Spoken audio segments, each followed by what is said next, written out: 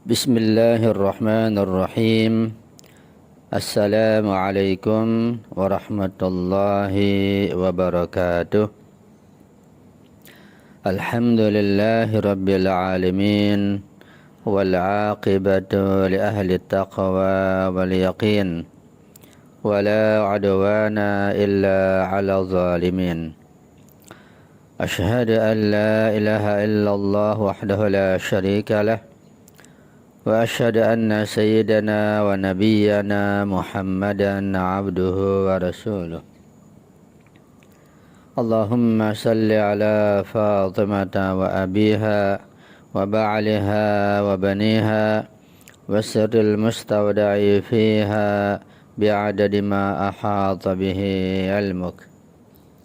Allahumma kun li waliyyika al-Hujjat ibn al-Hasan صلواتك عليه وعلى آبائه في هذه الساعة وفي كل ساعة وليا وحافظا وقائدا وناصرا ودليلا وعينا حتى تسكنه أرضك طوعا وتمتعه فيها طويلا برحمتك يا أرحم الراحمين. Rabbi syrah li sadri wa yassir li amri wahlul 'uqdatam min lisani yafqahu qawli, amma ba'du. Ma'asyiral muslimin wal muslimat rahimakumullah. Alhamdulillah, kita bersyukur kepada Allah Subhanahu wa taala. Pada malam yang mulia ini kita kembali bertemu dalam kajian tafsir Al-Quran Al-Karim dengan membaca kitab Mukhtasar Al-Amthal. Kita sampai kepada halaman 108. Pada pertemuan minggu yang lalu sedikit kita sudah mengupas tentang ayat 128 dan 129, di mana dijelaskan dalam kedua ayat ini bahwa Nabi Ibrahim dan Nabi Ismail alaihissalam telah merenovasi Ka'bah, yang itu menunjukkan bahwa Ka'bah sudah ada jauh sebelum beliau lahir. Kemudian beliau berdua, Ibrahim dan Ismail alaihissalam, berdoa memohon pada Allah Subhanahu wa taala, memohon beberapa permintaan. Jadi jelas bahwa Ka'bah itu sudah ada sejak manusia pertama diciptakan. Dilihat misalnya terbukti ada sebagai dalil ayat 96 surat Ali Imran. Allah Subhanahu wa taala berfirman, "Inna awwala baitin wudi'a lin-nasi lalladzi bi Bakkata mubaraka." Sesungguhnya yang pertama kali atau Ka'bah atau rumah yang paling pertama dibangun untuk umat manusia itu yang berada di Bakkah, yaitu berada di Makkah, yaitu Ka'bah Al-Mukarramah yang diberkahi oleh Allah Subhanahu wa taala. Dikatakan dalam kitab ini, wa minal muakkadi anna ibadatallahi wa iqamata amakin dal ibadati lam tubda fi zaman Ibrahim.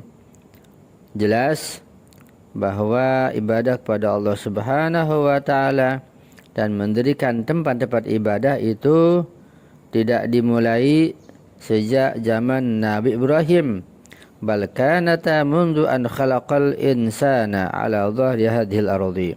Bahkan kedua hal itu, beribadah kepada Allah dan mendirikan tempat-tempat ibadah itu dimulai sejak Allah menciptakan umat manusia di atas permukaan bumi ini.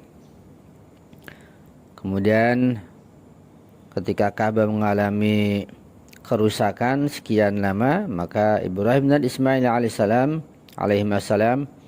membangun kembali dan merenovasi Ka'bah tersebut sehingga layak atau namanya kuat untuk diibadati di sekitarnya. fa Ibrahim wa Ismail qad rafa'a qawa'idal bait allati kanat mawjudatan. Jadi Nabi Ibrahim dan Nabi Ismail alaihi wasallam itu telah meninggikan pondasi-pondasi dan tiang-tiang al-bait al-Ka'bah yang sudah ada sebelumnya. Fil ayataini taliyataini yatadarra'u Ibrahim wa Ismail ila rabbil alamin bi khamsati talabatin hammatin. Di dalam dua ayat berikut ini, Nabi Ibrahim dan Nabi Ismail alaihi wasallam itu bertadarru, memohon dengan penuh ketundukan kepada Allah Subhanahu wa taala, memohon 5 permintaan yang penting dan yang pokok. Qala awalan, keduanya berkata sebagai doa yang pertama dan permohonan yang pertama, Rabbana waj'alna muslimaini laka. Wahai Tuhan kami, jadikanlah kami ini, itu Ibrahim dan Ismail, muslimaini laka, menjadi orang-orang muslim yang senantiasa pasrah sepenuhnya menerima ketetapan dari Engkau ya Allah. Itu doa pertama. Doa mohon agar Allah menjadikan keduanya muslim hakiki, yaitu ketaatan dan kepatuhan serta ketundukannya sepenuhnya hanya kepada Allah Subhanahu wa taala. Kita pun harus membaca doa ini kalau kita ingin menjadi muslim yang hakiki, bukan muslim yang di lisan saja.